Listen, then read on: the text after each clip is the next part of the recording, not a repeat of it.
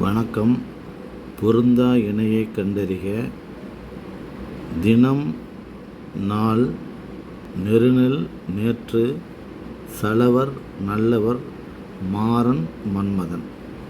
இதில் எது பொருந்தாத சொல் அப்படின்னு இப்போ கேட்டிங்கன்னா, தினம் அப்படிங்கிறது நாள் சரிதான். தினம் என்பது ஒரு நாள். நெருநெல் அப்படின்னா நேற்று என்ற பொருளை தரக்கூடிய திருக்குறள் இருக்குது. நெருநெல் உளன் ஒருவன் இன்றில்லை பெருமை உடைத்தது உலகு.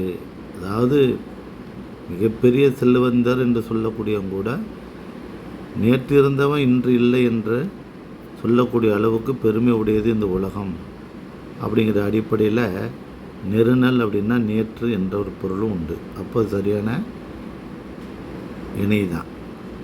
மாறன் அப்படின்னா மன்மதன். மாறன்னா மன்மதன் அப்படிங்கிற அர்த்தம் இருக்குது.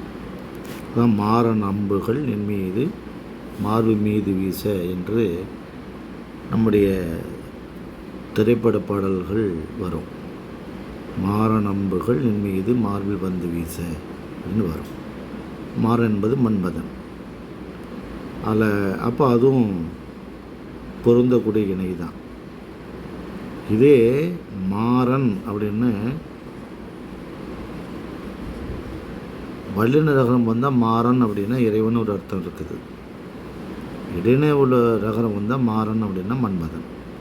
இப்போ சலவர் அப்படின்னா நல்லவர்னு வந்திருக்குது. ஆனால் சலவர் என்பதற்கு வஞ்சகர்னு அர்த்தம்.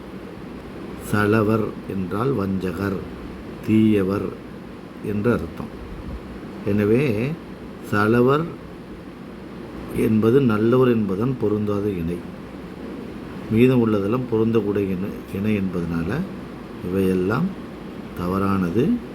எனவே சலவர் என்பது நல்லவர் என்பதான் பொருந்தாத இணை என்பதை நீங்கள் தெரிந்து கொள்ள வேண்டும். நன்றி, வணக்கம்.